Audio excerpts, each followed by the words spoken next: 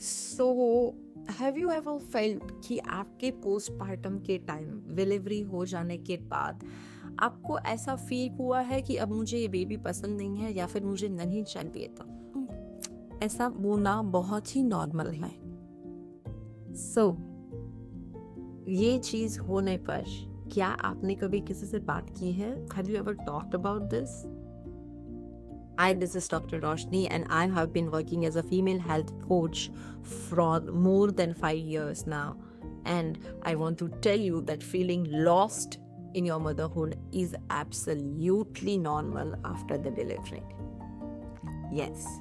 So today I'm going to take a very, very serious taboo thing, that postpartum depression. And yes, it happens. Firstly, I want to tell you that accept करना, society as a society हमको ये accept करना है कि postpartum depression जैसी चीज exist करती है. It does exist, and a woman after the pregnancy does feel this. बहुत सारी न्यू मदर्स में ये डेफिनेटली सुना है कि ऐसा कुछ नहीं होता है, बस कुछ टाइम में आप ठीक हो जाओ. हाँ, अगर आप कुछ टाइम के बाद ठीक हो जाते हो and you feel that you are slowly coming back to your place, slowly coming back to your body, slowly coming back to the womanhood, motherhood you are expected to be, then it is okay.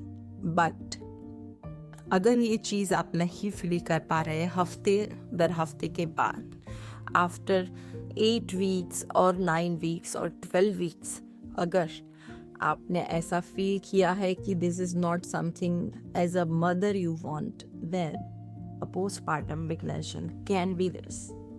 Okay, so today one by one I will try to include most of the symptoms कि जिसको आप conclude कर सकते हैं कि there is a chance of having postpartum depression. There is definitely something that you need to intervene. मतलब आपको इसके बारे में आपके सेल्फ को मतलब चेक कराना ही है. This is something you have to consult with your doctor and you have to get the medication. आपको इसकी दवाई लेनी है, आपको इसका ट्रीटमेंट लेना है. बहुत बार ऐसा होता है कि a woman is not aware about her own self. मतलब जब बेबी आ जाता है पोस्टपार्टम में, इनिशियली ऐसे दिन होते हैं, हफ्ते 10 में 15 दिन, कि you are not sure of what is happening around. One thing. Second thing, what is happening in your body, and that is normal. ठीक है, आपको नहीं पता है कि आप कब खाना खा रहे हो, आप कब सो रहे हो, आप कंटिन्यूस ये फीलिंग करा रहे हो, आपको कंटिन्यूस टेंशन है, स्ट्रेस है, एंग्जाइटी है, एंड एक तरह का डिटैचमेंट है with the baby. New born baby के साथ आप चाहकर एक अटैचमेंट नहीं बना सकते हो, and this is lasting for more than few weeks. So right, one is that.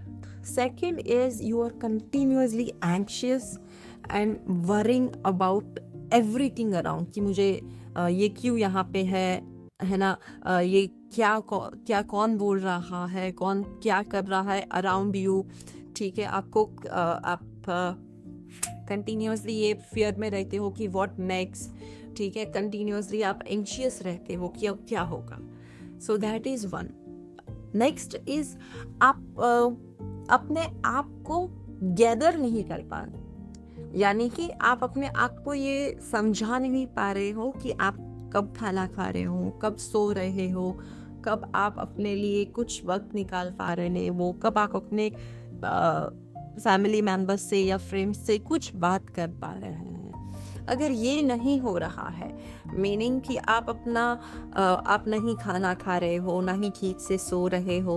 ठीक है, because there is a very fine line about this. क्योंकि definitely a new mother has no schedule of her own food meals और even her sleep and having her own time. तो आपको ये differentiate करना पड़ेगा, आपको ये चीज़ को बहुत ही क्लोजली मॉनिटर करना पड़ेगा कि क्या हो रहा है, कि आप बिल्कुल ही खाना नहीं खा रहे हो, मील्स बाय मील्स आपके सिर्फ स्किप ही हो रहे हैं, आप रात को 1-2 घंटा भी ठीक से नहीं सो पा रहे हो, कॉन्स्टेंटली वरीड हो, कॉन्स्टेंटली इन थॉट हो कि अभी क्या होगा, ठीक है। नेक्स्ट इज़ आप अपने किसी फैमिली मेम्बर जो आपसे क्लोज है उनसे कुछ बात नहीं कर पा रहे हो कि exactly what you are feeling, ठीक है ना। तो ये चीज़ आप बहुत ही बारीकी से नोटिस करेंगे। And even if there is someone in your family who is facing this kind of thing, please be very careful and very mindful about noticing the symptoms, ठीक है ना। देन कम्स कि आपका जो एज अ मदर आपको धीरे धीरे जो फीलिंग होना चाहिए, बिकॉज समटाइम्स जो पोस्टमार्टम डिप्रेशन है that becomes a very dangerous place for a mother and for a baby. क्योंकि सीवियर केसेस में क्या होता है, the mother tries to harm herself और द बेबी। तो ये स्टेज आने से पहले आपका ट्रीटमेंट शुरू हो जाना चाहिए। यू कैन नॉट वेट कि अभी ये तो सिवियरिटी नहीं है, ठीक है ना, ये तो ऐसे ही होता रहता है। क्योंकि हमारा सोसाइटी अभी भी बहुत बार ये चीज़ें समझ नहीं पा रहा है, ठीक है ना। और ऐसे ही बातें होती रहती है कि ठीक हो जाएगा, ठीक हो जाएगा, but no, there is a medical intervention needed, there is a medication involve, there is a treatment needed, ठीक है।